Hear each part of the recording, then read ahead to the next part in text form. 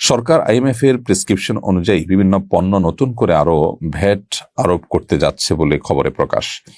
এটা জীবনযাত্রার উপরে বেশ প্রভাব ফেলবে বলে অনেকে মনে করেন। গুরুত্বপূর্ণ নাগরিক হিসেবে সরকার কোনো পরামর্শ দিবেন কিনা, গুরুত্বপূর্ণ নাগরিক কিনা জানি না, তবে এটা বলবো যে আমাদের যে সমস্ত প্রতিষ্ঠানগুলো লোন দিয়ে থাকে, নানা সময় আমাদেরকে আর্থিক সহায়তা দিয়ে থাকে, তারা নানা রকম বুদ্ধি পরামর্শ দিয়ে থাকে। এইসব পরামর্শের সবগুলোই যে আমাদের জন্য খারাপ আমি তা বলছি না, তবে অনেকগুলোই আমাদের জন্য আসলে ভালো নয়।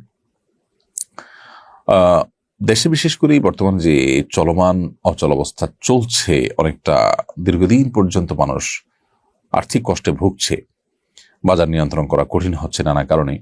এর মধ্যে যদি আবার বিভিন্ন পণ্যের উপরে ভ্যাট বেড়ে যায়, তাহলে সেক্ষেত্রে সেটা মানুষের জন্য কষ্টের কারণ হবে। যদিও অর্থ উপদেষ্টা কিংবা গভর্নর মহোদয় দুজনে কোনো একজনের বক্তব্য আমি শুনেছি যে তারা বলেছেন যে এখানে আসলে মানুষের জীবন জীবিকা বেঁচে থাকা নির্ভর করে যেসব পণ্যের উপরে, সেগুলোর উপর ভ্যাট আরোপ করা হয়নি, কিন্তু মূলত অন্য জায়গায় ভ্যাট আরোপ করলেও তার প্রভাব জীবন জীবিকার উপরে পড়ে। যার কারণে এই ব্যাপারটাতে সরকার, আমার মনে হচ্ছে যে আইএমএফ এর প্রেসক্রিপশন অনুযায়ী কাজ করা উচিত নয়, বরং আইএমএফ এর সাথে দরবার করা উচিত।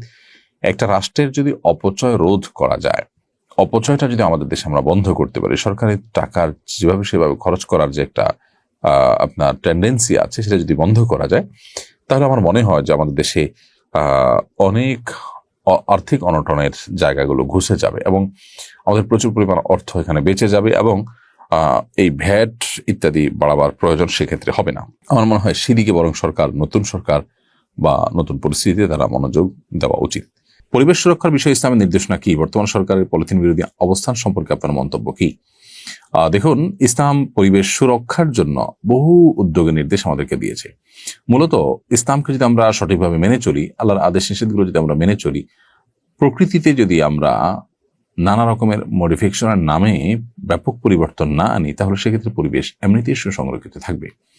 পৃথিবীতে আজ যারা পরিবেশ নিয়ে সবচেয়ে বেশি সোচ্চার এবং কথা বলছেন, দুর্ভাগ্যজনক বাস্তবতা হলো তারাই শিল্প বিপ্লবের নামে, নানা নামে তারা প্লাস্টিকের পৃথিবী আমাদেরকে উপহার দিয়েছেন এবং পরিবেশকে বিপর্যস্ত তারাই করেছেন।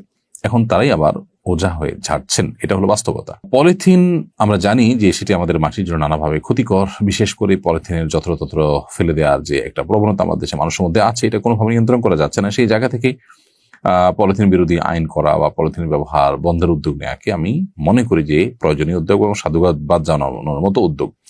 যদিও এই আইনগুলো আসলে আইনেই থেকে যায়, ফাঁকফো করে নানাভাবে সেটা ঠিকই আপনার চলতে থাকে।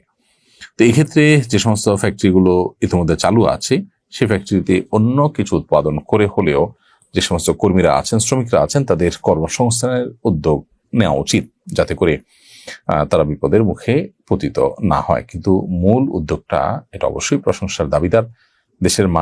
দেশের মাটিতে ফসলের চাষের যে আপনার সম্ভাবনা, সেটা যাতে কোনোভাবে নষ্ট হয়ে না যায়, সেরকম উদ্যোগ গ্রহণ করা আমাদের জন্য খুবই গুরুত্বপূর্ণ। বিশেষ করে আধুনিক বিশ্বে আমরা পরনির্ভরশীল অনেকখানি। এই পরনির্ভরশীলতা থেকে আমাদের বেরিয়ে আসতে হবে। যদি করতে না পারে, তাহলে পৃথিবী কখনো অস্বাভাবিক পরিস্থিতির মুখোমুখি হলে তখন কিন্তু আমরা ভয়ঙ্কর বিপদে পড়বো। এই জন্য আমাদের মাটির উর্বরতা কমে যেতে পারে, নষ্ট হতে পারে, উৎপাদনশীলতা, উৎপাদন ক্ষমতা কমে যেতে পারে। এরকম যে কোনো কিছু বন্ধের উদ্যোগকে অবশ্যই সাধুবাদ জানাতে হবে। আস-সুন্নাহ ফাউন্ডেশন, উম্মার স্বার্থে সুন্নাহর সাথে।